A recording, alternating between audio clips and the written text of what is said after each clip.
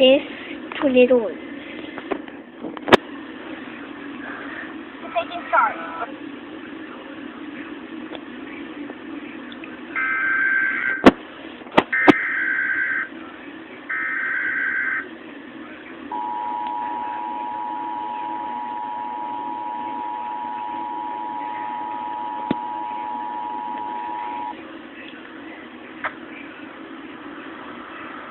From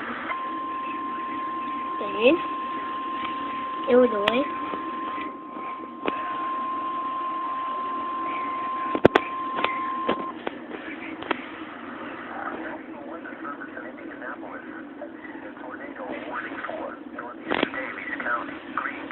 Northern Martin County until 10:15 p.m. Eastern Daylight Time.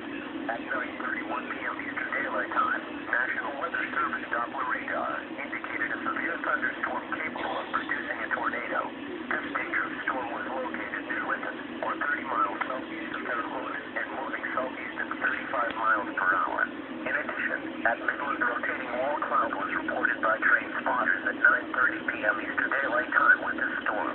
This storm has a history of producing ping-pong-sized hail as well. Locations impacted